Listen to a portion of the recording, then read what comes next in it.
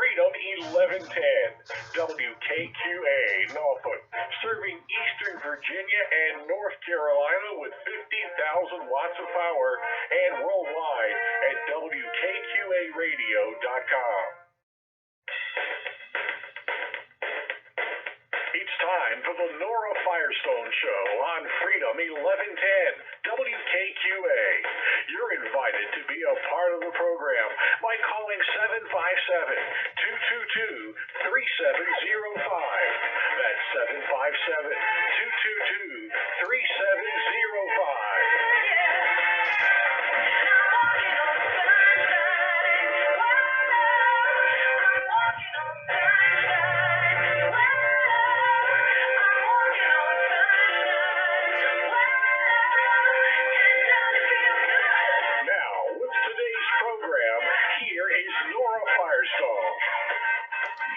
Good afternoon, Hampton Roads, and welcome to the Nora Firestone Show on WKQA Freedom 1110 on your AM dial.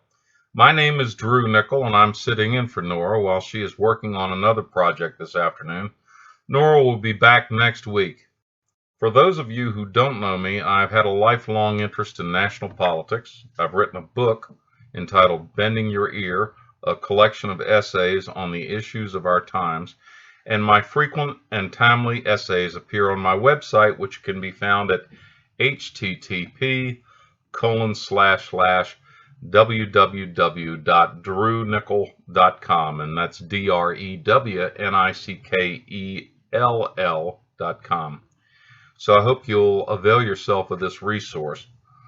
Now, that book I mentioned, Bending Your Ear, is being republished as All That Rendered Trump and What Led Up to His Election by Nickell House Publishing on or about this Labor Day. So please be on the lookout for further information on this, and I'll be making an announcement at that time.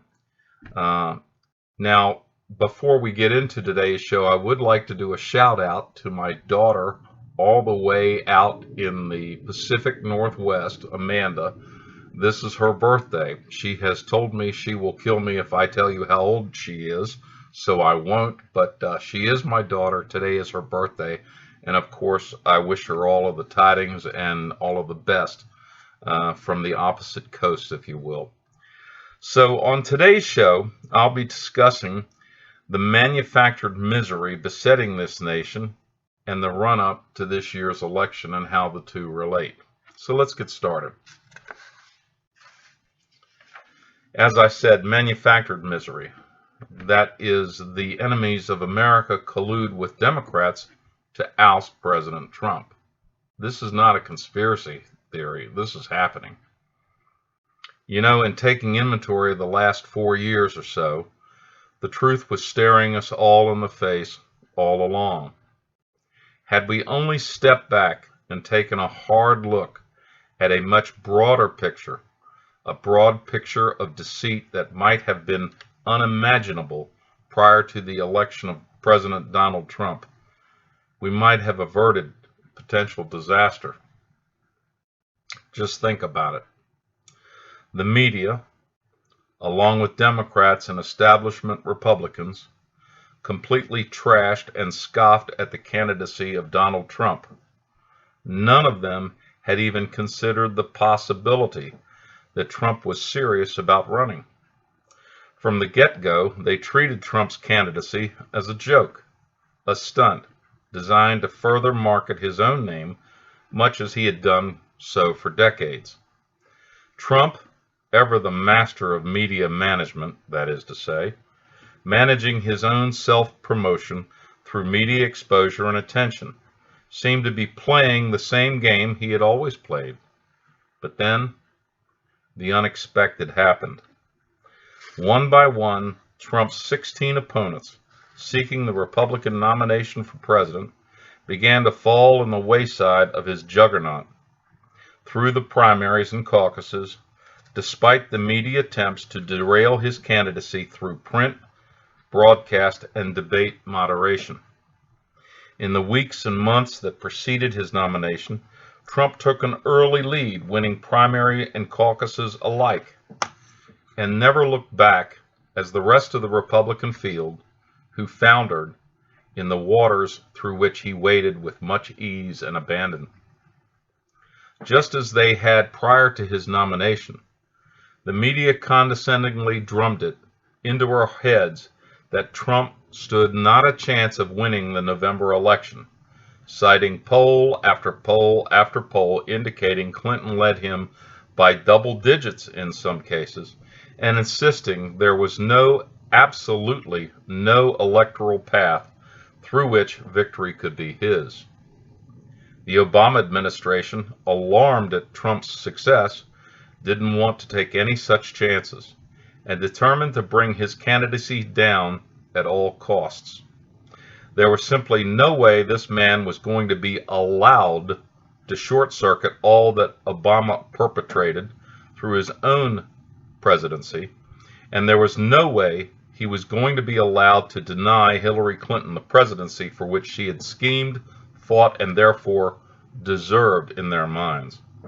So, Barack Obama orchestrated an elaborate, multi-departmental assault on the Trump candidacy.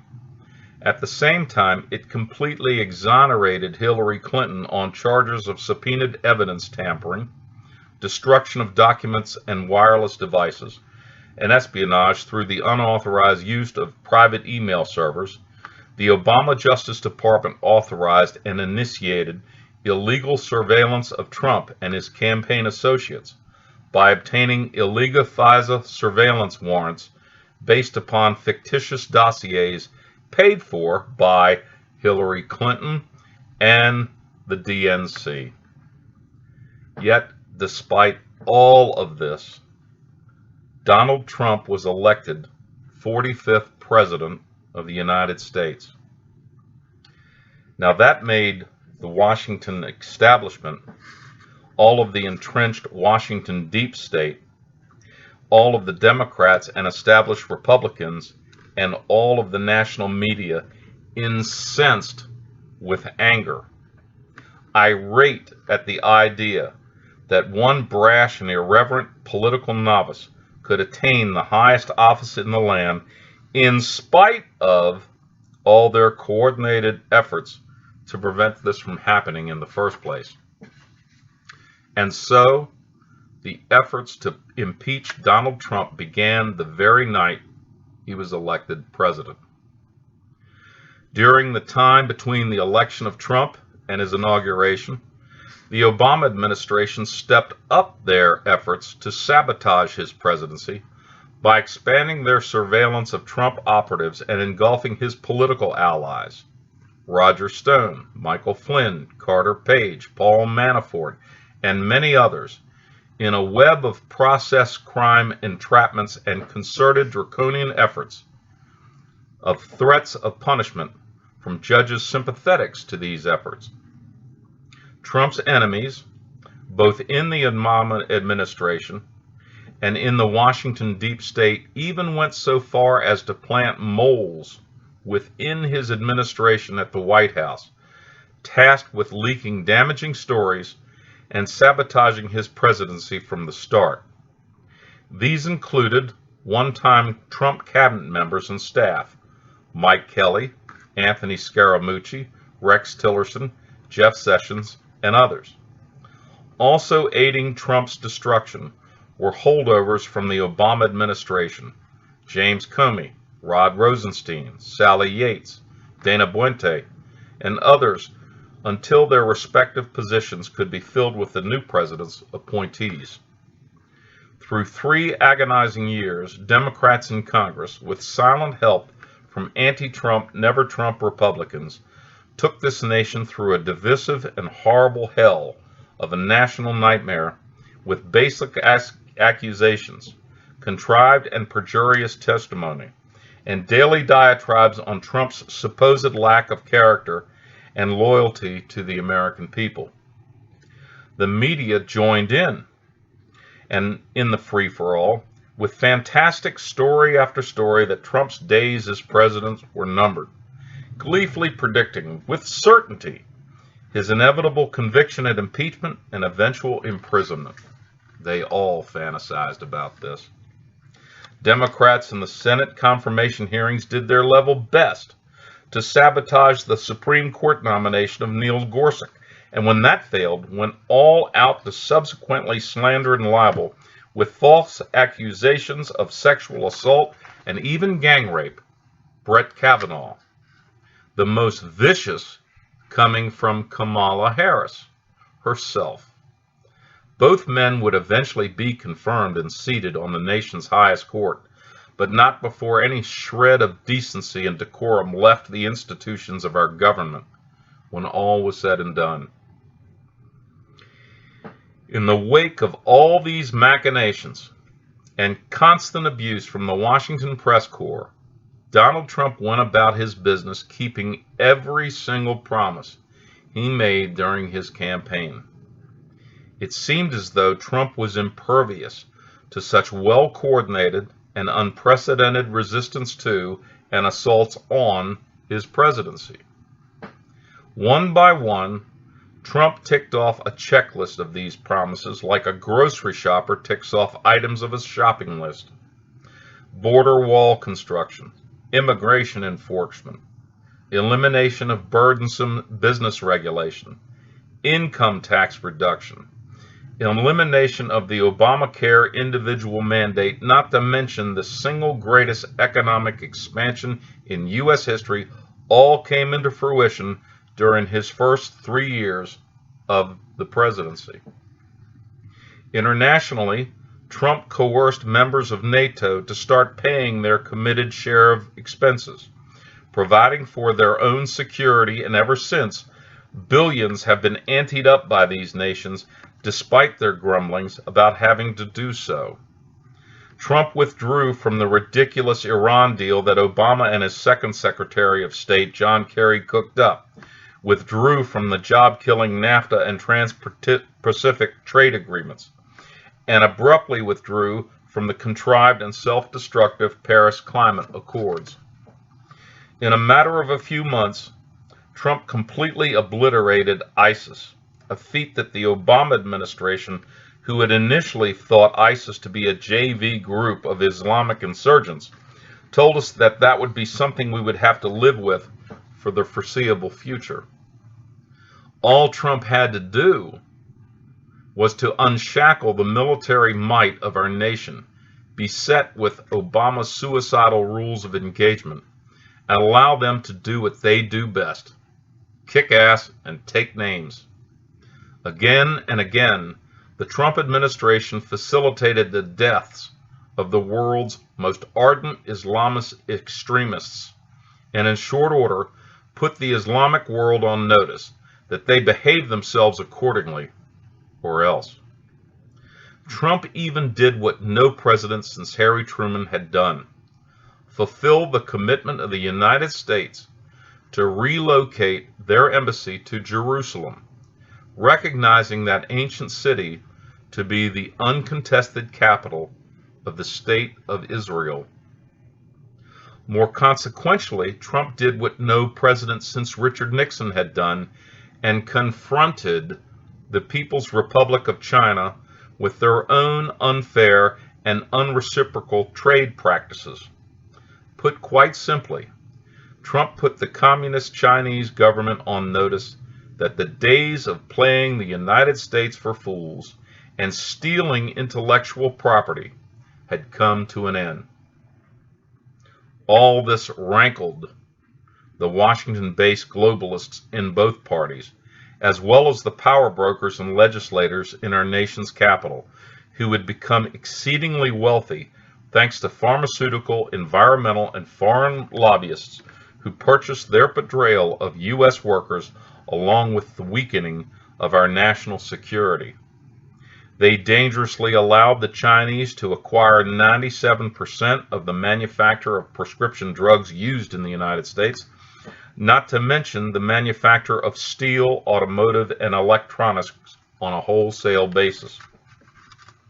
The requisite blue-collar jobs and requisite means of production were exported to China, all in the name of the World Trade Organization's insistence that China was among other impoverished and developing nations needing U.S. assistance. as if they were an impoverished and developing nation. Those who had grown fat on the backs of middle and working classes quickly realized that Trump posed a threat to their gravy train. So something had to be done, something so devastating that Trump's economic success would come crashing down to an unprecedented halt. But how? Well, China provided the ultimate means to crash Trump's economy by intentionally unleashing a dangerous and virulent pandemic on the entire world with a virus manufactured in their own state-run laboratories. The Chinese lied about the nature of their coronavirus, and with the help from the World Health Organization, denied its human communicability until long after the disease had crossed oceans and continents the world over. Trump wisely cut off flights from both China and Europe early on, and against the advice of all the quote-unquote medical experts who insisted that such measures were overreactionary and overly precautionary. Such measures ended up preventing millions of U.S. deaths, and while the total number of Americans succumbing to the virus, primarily the old and infirm, remains high at over 180,000. But that is a fraction of what might have happened had the president not taken such early actions. Trump also launched Operation Lightspeed, pulling out all of the stops to manufacture an effective vaccine against the deadly virus in record time. Already in its third phase of testing, unimaginable only a year ago given the slow and onerous process of approving vaccines prior to this initiative, the promise of widespread delivery of effective vaccination looms on the very near horizon, while effective treatments are being developed which are vastly reducing the mortality of the Chinese virus. Millions of quality tests, more than the rest of the world taken together, have already been administered here in the United States, and there are undeniable signs that we are getting a handle on dealing with this deadly pandemic. The president really had no choice but to shut down the nation's commerce at the onset of this deadly pandemic, driving the nation's economy to a screeching halt with a virtual cessation of all business activity, along with the closing of schools across the land. As the nation began to come to grips with this sudden stoppage, doubtless gains have been made towards recovering over 45% of the jobs lost to the late winter and early spring of 2020. And the engine of this nation's economic might have restarted anew, due in large part to the tax and regulatory policies that Trump implemented prior to and subsequent to the arrival of the pandemic. So it looks like Trump was once again stepping up to the plate of his presidency, and thereby stood a great chance of dealing with yet another crisis, not of his own making. Yet Democrat governors across the nation insist on the continued closure of schools and businesses, insist on the continued restrictions against church services, insist upon requiring people to wear masks in public, despite scientific evidence to the contrary that they work, and all merely to continue the misery to which we have been subjected now for almost 8 months and counting. All the while, a teeming and angry sentiment, which had been initiated and accelerated in the earlier days of the Obama administration, began to bubble up and overflow into the streets of our cities. At a moment in history when the nation had seemingly overcome its troubled past in race relations by electing its first black president, Obama kept his promise to, quote, fundamentally transform the United States of America, unquote, through the same well-practiced and well-worn modus operandi of Lenin, Stalin, Mussolini, Hitler, Mao, Castro, Ho Chi Minh, Pol Pot, Noriega, Chavez, and countless others, just to name a few. That being the politics of division. In his words and action, Barack Obama effectively set back race relations 60 years and threw gasoline on the passions, resentments, and hatreds which were long thought to be put asunder. All it took was one incident to set loose the mayhem and the anarchy espoused by Antifa and the BLM movements, one that would bring an abrupt end to any sense of domestic tranquility in the minds of the American electorate. All it took was one final coup de grace, reinforced by the deception and the collusion of the mainstream media, to drive one final nail into the coffin of the Trump presidency. And that came in the form of George Floyd's death at the hands of the Minneapolis police. Suddenly, statues across the country were hauled down by angry mobs, stores were looted, and people were assaulted and even killed in the wake of mob violence. Democrat governors, Democrat city councils, and Democrat mayors alike, seizing on an opportunity to exploit the unrest as a means to defeat Trump, offered no resistance to the angry mobs and aided and abetted in the destruction of their very own cities. They hamstrung local law enforcement, refused to seek the assistance of their state's National Guards, and insisted that the Trump administration was the cause of all of this unrest. The media went along with this deception, largely because it served their collective narrative that Trump was and is a racist, and the only reason all of this mayhem took place. None of that is true, absolutely none of it. But what is truth when what we really need is to, quote, get rid of Trump, unquote? Isn't that what is really at play here? In many states, the wholesale mailing of ballots has already begun.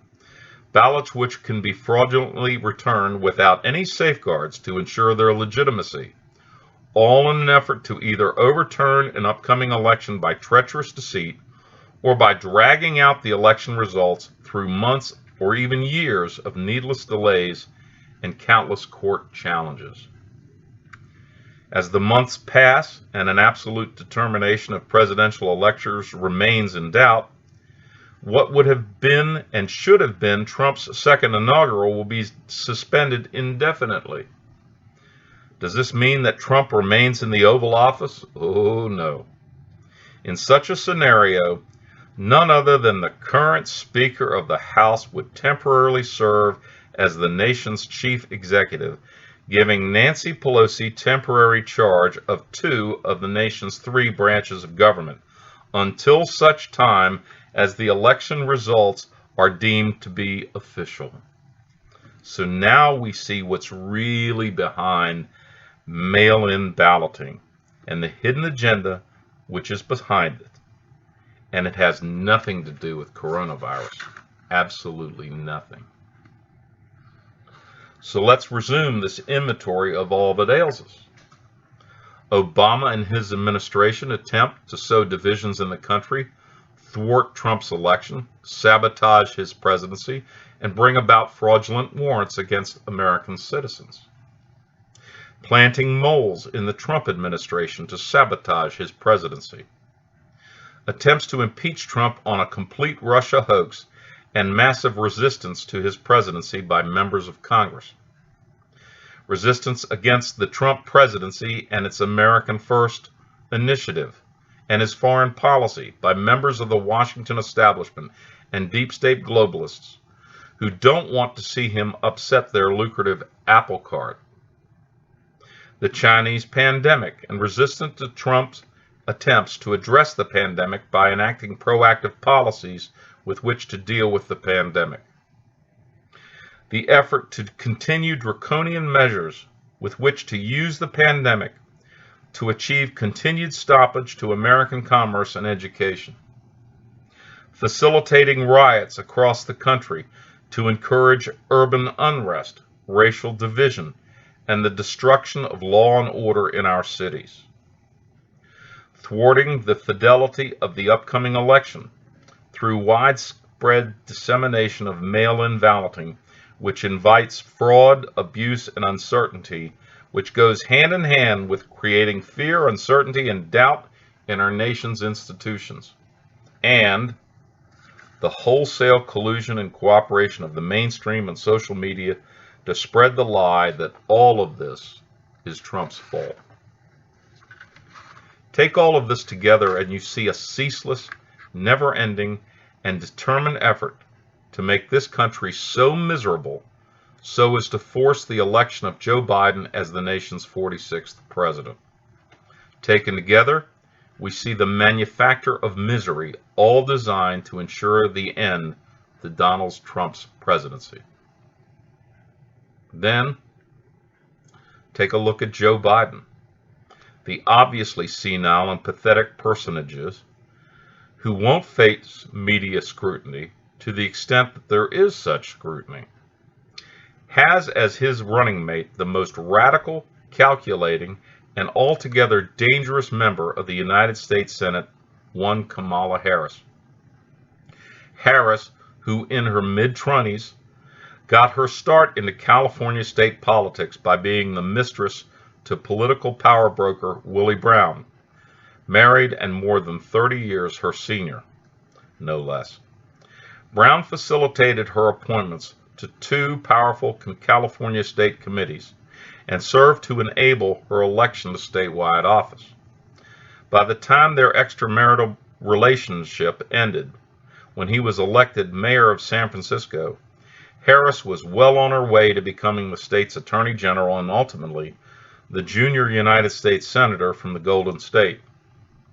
In a recent interview, Brown, now in his mid-80s, cautioned against her selection as Biden's running mate and encouraged her to, quote-unquote, gracefully step aside instead. Evidently, Willie Brown knows something about her that we will never know, and the media will not allow any level of scrutiny into her candidacy based upon the presumption that doing so will be deemed sexist, racist, or both. Yet no one can match the calculating ambition that is and always has been Kamala Harris to the core. Harboring already stated positions, favoring reparations for slavery, nationalized medicine, elimination of the Second Amendment, open borders, unrestricted immigration, extending to the right to vote and to receive government-provided health care to illegal aliens, and even entertaining the idea, get this, of allowing 16-year-olds to vote in national elections. Harris has been rated the most liberal member of the United States Senate, and that's saying something. She fully intends to implement the Green New Deal, therefore, and effectively ending energy production in the United States. Doddering old Joe Biden will hardly be in a place to stop her, and may well step down following the inauguration, as he has promised to be a placeholder and not seek re-election. And this is supposed to be what America wants? Come on, man! We are facing the most crucial election in the history of our country, because this election will determine whether this free and independent nation will continue to exist in a hostile world. There's only one candidate who can assure the possibility that we will continue as such, because his opponent and the party who supports his opponent seek to destroy the very foundations of our country and turn this country into what it was never intended to be, an agnostic, socialist nation where individual freedom is subservient to the state. This is not hyperbole. I'm not overstating the case. After following presidential elections for more than 50 of my own 62 years, I can assure you that this is what is at stake in this election, as no other election has ever been so potentially consequential as this one. Now, following the convention, the race is on for the presidency of the United States.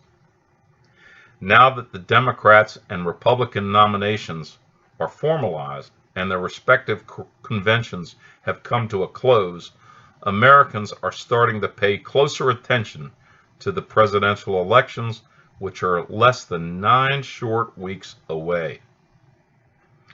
Exactly 60 days from today, Americans will be deciding who will lead this nation through the years 2021 through 2024, when we will be saddled with the next presidential election once again. If 60 days of suffering through endless campaign commercials, the cacophony of commentators posing as journalists, and the never-ending litany of scientific polling which predict little more than the wishful thinking on the part of its pollsters, if that seems like an eternity, give a thought to 60 days before today. 60 days ago, it was July 4th, 2020, the 243rd anniversary of our nation's founding. Perhaps you are venturing out into the world, mask at the ready, to celebrate the nation's birthday by firing up the patio grill, placing the stars and stripes outside your doorstep, and getting ready to watch the fireworks on your television. In some small towns across the fruited plains, you might have been preparing to watch or participate in the few Independence Day parades still taking place in our quasi-quarantine, semi-sequestered nation. As we listen to the sitting president give one of his most effective and beautifully constructed speeches at the foot of Mount Rushmore, followed by magnificent fireworks display over the enormous sculptures of Presidents Washington, Jefferson, Lincoln, and Teddy Roosevelt in South Dakota, we were reminded of an America we knew before the Chinese pandemic, an America which celebrated its freedom and independence as something to be proud of, something to be cherished, something for which we owed so much to those who gave our lives so that this nation might live. To many of us, how we spent and what we did on this most unusual 4th of July holiday seems like it was merely a fortnight ago, and yet our calendars tell us that 60 days have passed since Independence Day. So the 60 days remaining in this year's presidential election, a quadrennial exercise in democracy, will pass with the same velocity that the preceding 60 days have passed. But will this passage of time put a final end to this year's presidential campaign? Oh, no, not hardly. Given the fact that the 2016 presidential campaign didn't really end with President Trump's election, no, the Democrats and the media saw to it that that election would be relitigated on a daily basis ever since the night of November the 8th, 2016. First, we were told that it was the Russians who interfered with our election and caused Trump to be elected against the wishes of the American people. 3 sweltering years and $40 million later, we learned that there was absolutely no merit to such an outrageous claim. Then, we were told that the president tried to use his power of office to leverage the newly elected Ukrainian president in terms of financial and military assistance to that government in exchange for dirt on the former Vice President Joe Biden and his son Hunter Biden in July 2019 phone call. For that whopper, the Democrats moved forward with their impeachment plans, 3 years in the making ever since he was elected. Once again, the Democrats ended up being smeared by their own baseless allegations when it was revealed that Joe Biden's son was paid millions of dollars by a Ukrainian energy company to serve on their board of directors for no reason other than the identity of his father. The hefty payments continued right up until the younger Biden resigned from his lucrative position the day before his father announced his candidacy for president. How convenient the timing. Now they have turned their tactics into blaming the president for the arrival of a pandemic which has cost more than 180,000 American lives, despite the fact that millions of American lives were saved by the president's early actions to shut down flights from China and later Europe, when these very same Democrats chided such actions as racist, xenophobic, and accused the president of overreacting. Never doubt the abilities of Democrats to revise history, both recent and not so recent, just as long as it serves their own partisan interests. The same goes as well for their blaming the violence and the destruction taking place in cities across America. They want to blame this on Trump, where Democrat governors and mayors aid and abet this same violence with little, if any, resistance, or make an effort to stop or even quell this violence. Yes, it's true. Democrats and their allies in the mainstream media will stop at nothing to end Trump's presidency, even if doing so costs many lives, destroys businesses, and ravages communities alike. Truth be told, this unrest began long before George Floyd's death at the hands of the Minneapolis police, long before Donald Trump's presidency, and all the way back to the first term of Barack Obama's presidency. It was Obama who set off the war on cops, from Black Lives Matter, whose aim is to usher in a communist insurgency. It states that on their website, and Antifa, whose goal is to unleash widespread anarchy in the streets of our nation, all in an attempt to bring this nation down. Yet all we hear is that the nation's unrest is what we see in, quote, Donald Trump's America, unquote, as if all of this is due to the president's divisive rhetoric and is being stoked just to scare Americans into re-electing the nation's 45th president. Only this week, some Democrats have begun to speak out against this violence, when throughout the entirety of their own Democratic National Convention, nary a word was spoken to condemn the looting, the destruction, the assaults, and even the murders which have been unleashed on our own cities, large and small.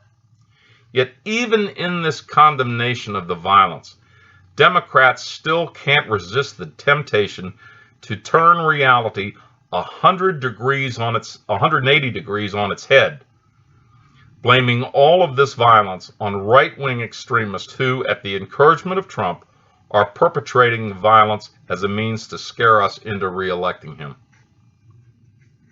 Well, ladies and gentlemen, there are liars, there are damned liars, and then there are Democrats who have taken prevarication to an all-time low and are helped by willing accomplices in the media who have made common cause with them to defeat Trump in November.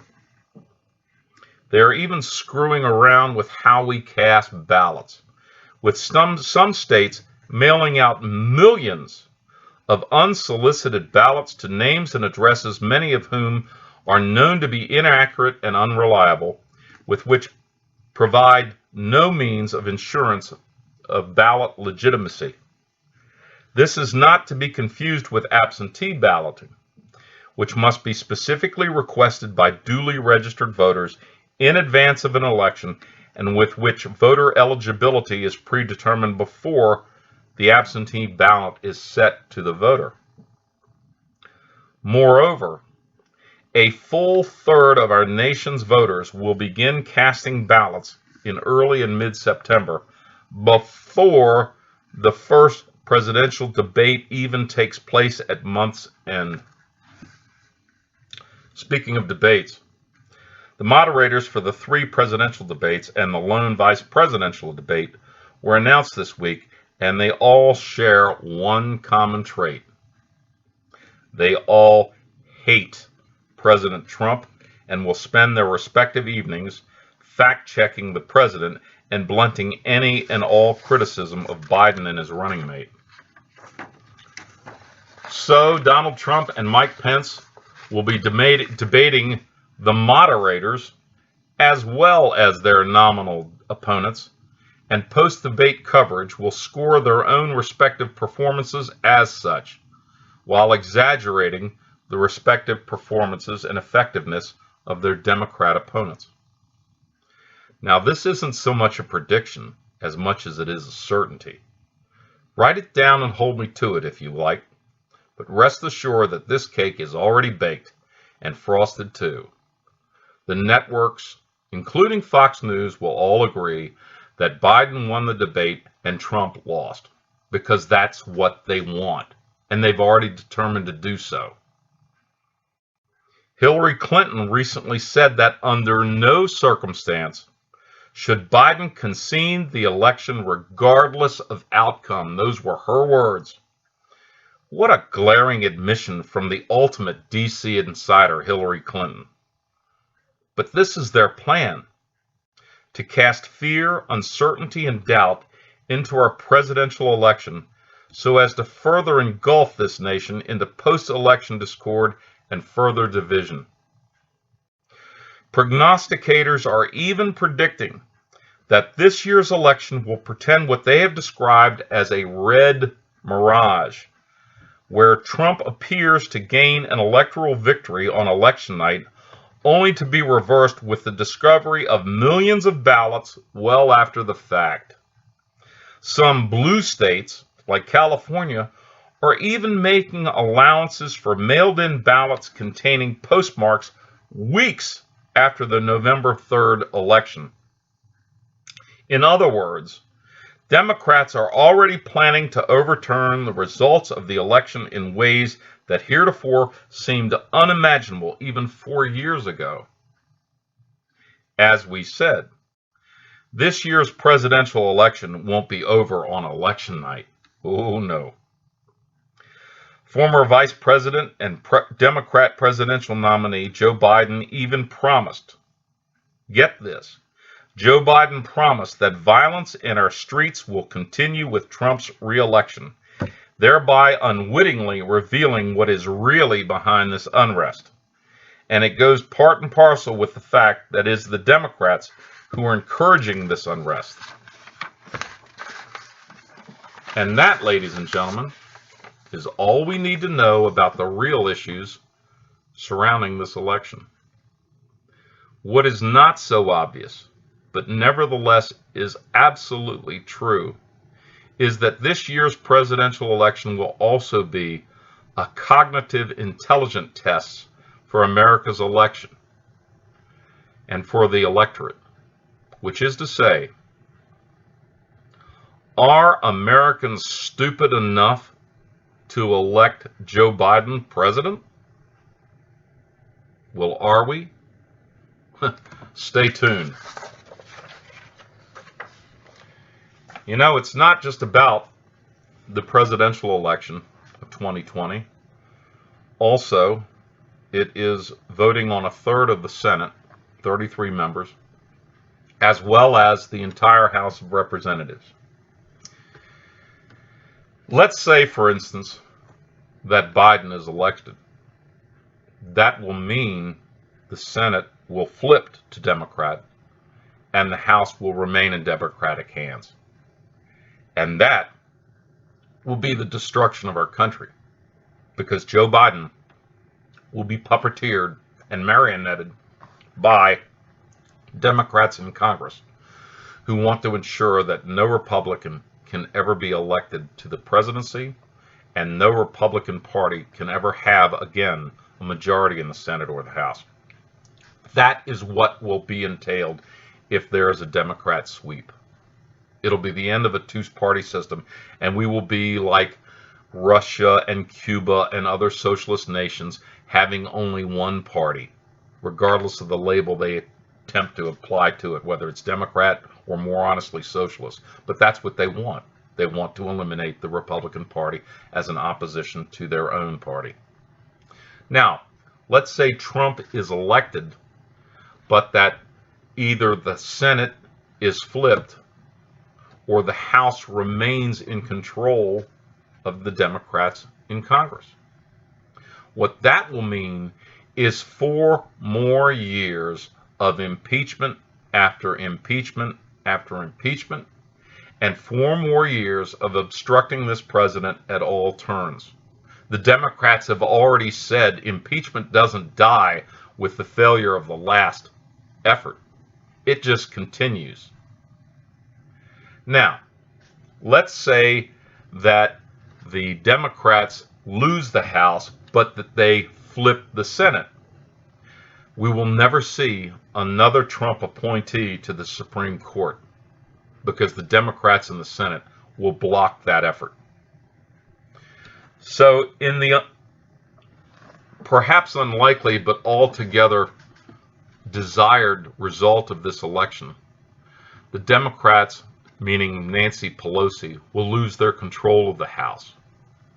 Republicans will retain their majority in the Senate, and the president is reelected to the Oval Office. In that scenario, maybe, just maybe, we will allow the presidency of Donald Trump to continue and allow the swamp that is Washington, D.C.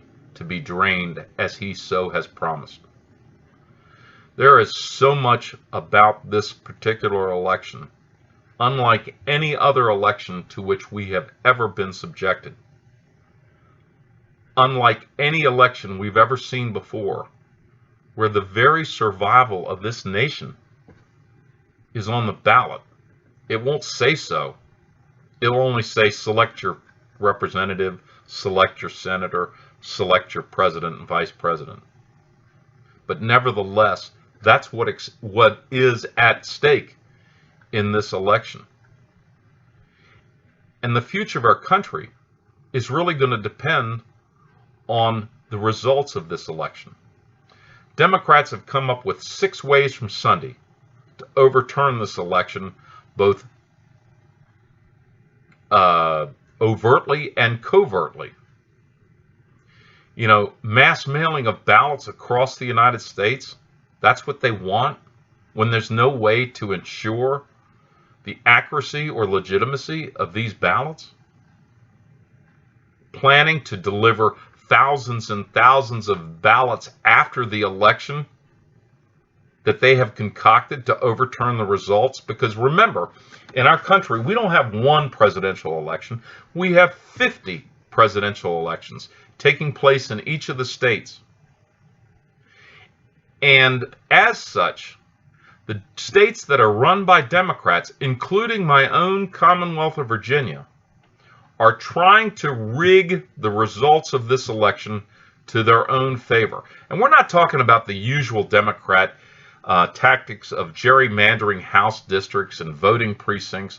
That's been going on for decades, since Franklin Roosevelt. What we're talking about is the wholesale production of fraudulent ballots, in some cases being mailed in after November 3rd and still being counted, to overthrow an election that Donald Trump, by all rights, should have won. They say that we have to have mail-in balloting because of the coronavirus. Well, just like they want to keep churches closed, they want to keep us from going to the polls in person. Because when you go vote in person, somebody is asking you to prove who you are and checking the rolls to ensure that you're a regular registered voter. That won't happen with mail-in balloting. Hundreds of thousands of ballots in each state are going to be mailed out, as 500,000 ballots were mailed out to Democrats in Virginia in order to skew the results of the election, because nobody's going to check the validity of those mailed-in ballots. Not on those numbers. It'll take forever. And that's what they want. As Hillary Clinton said, they want Joe Biden not to concede the election under any circumstance, because they're planning post-election chicanery and fraud on the United States. And the fact that in such a scenario we would be further divided apart is part and parcel with what they want to do, the politics of division. They're following the mantra of Adolf Hitler, who said, divide and conquer. And that's what they're trying to do. They're trying to divide this nation and thereby conquer it, because they don't like America. That came well across through the conventions, because in the Democrat convention, all we heard was about how evil Trump is. All we heard was how evil America is, how this is nothing but a racist nation run by racist white people who want to keep the black man down. That's what the Democrats told us. And they told us repeatedly that Trump was a racist. Then go to the Republican convention. What we heard about was an America that is truly the greatest nation in the history of this world.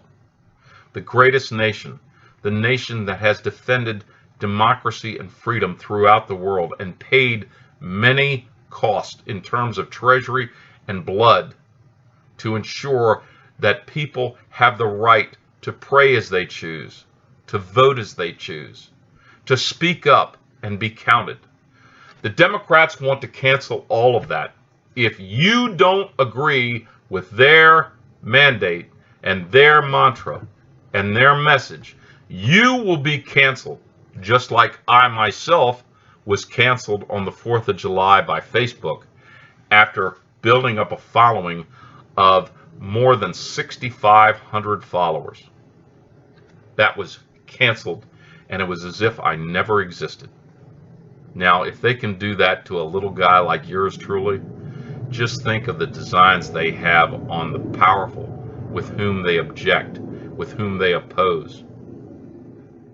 I predict that before it's said and done, the Facebook profile of Donald Trump will be removed, especially as he gains a foothold on this year's election. That will happen because liberals don't believe in fair play. They believe in winning at all costs, unethical or otherwise. Now, many of you in Hampton Roads who are listening to this broadcast may think that I'm some kind of a Trump acolyte. Well, nothing can be further of the truth. I'm not sure the president even knows who I am, although we have exchanged some correspondence. In the grand scheme of things, I'm just a political nobody, and yet Facebook and LinkedIn and Twitter viewed me as enough of a threat to warrant my cancellation, and it was done so in concert with each other. That happened to a little guy like me. Just imagine what they intend to do with people who have more influence over this election. They don't want to play fair, they just want to win. And if that means all of the cities are burnt asunder, if that means people are driven apart from each other, if that means continued violence and mayhem take place, it's all worth it as long as Trump is defeated. That's their mantra. So I'm going to make an appeal to all of the patriots in Hampton Roads, black people, white people, Asian people, Native Americans, Hispanic people, veterans of our armed services who populate this area, and people who genuinely care about the future of this country.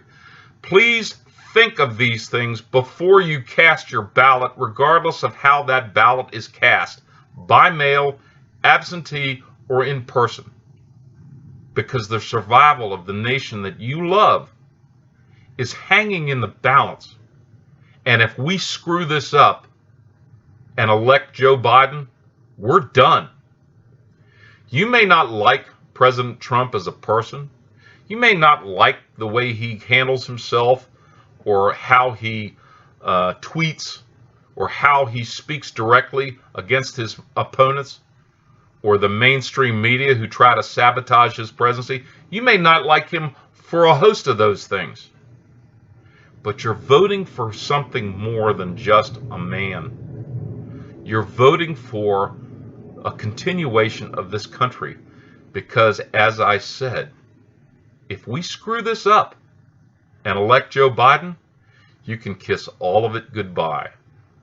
And for you liberals, especially the moneyed liberals who are financing Antifa, who are financing Black Lives Matter, who are financing these efforts to pull our country down, don't think for a minute that you're going to be safe once the anarchists take over, because they're going to come for you first. They're going to come for all of anyone who they determine don't deserve the wealth they have, and they will eat you first. I'm reminded of what Winston Churchill once said about appeasement. Winston Churchill once likened appeasement to those who would keep feeding alligators raw chicken in the hopes that they would be eaten last. But as we have seen with alligators, we also see with violence and rioters. You allow them an inroad to this violence, and the violence will never end until it takes over yourself, who have perpetuated this by aiding and abetting this violence. What's happened to my hometown of Richmond, Virginia is horrible, but it's part and parcel with things that are going across the country. And they will not stop until they get their way, a destruction of the United States. And I appeal to you, don't allow this to happen. Do not let the media manipulate you into making a bad decision, because once that decision is made, it's irrevocable. And we will cease to exist as a nation. Please remember, your nation, your future is at stake here. And that doesn't only extend to the presidential election, it also extends to the congressional and senatorial election. In the last 8 years, I have seen my home state go from reliably conservative to absolutely blue, and liberal in the worst extent, because the cancer of D.C. has spread into the Virginia suburbs and is slowly taking over the entire state I love. And for the first time in my life, I'm ashamed to be a Virginian. And if you want to know why, look what happened in Portsmouth. Look what happened in Richmond. And look what happened in cities across this country. If you want to know what destroyed my state, it's that cancer that's malignant, and it's spreading beyond the beltways and borders of Northern Virginia to take over college towns and university towns across the state. And that's why this state is now solidly blue, when 8 or 10 years ago you could say Virginia was solidly red. If it happens to Virginia, it can happen to your state too. So please give this a lot of thought and a lot of consideration before you go vote. Don't screw this up. Don't screw up a country that I hope will exist for my children and for their children. Because if we get it wrong, it's all going to go away, and you'll ask yourself, why didn't you do more to prevent this from happening? On behalf of Nora Firestone and her very much loved show, The Nora Firestone Show, along with WKQA Freedom 1110 on your AM dial, I want to wish you all of the best as we proceed into this September. Thank you.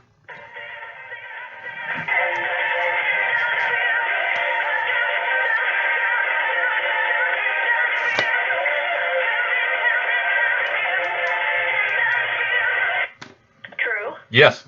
Oh, hey, you got some lady loves your show, and she called. I'm going to put you on hold, okay? Okay.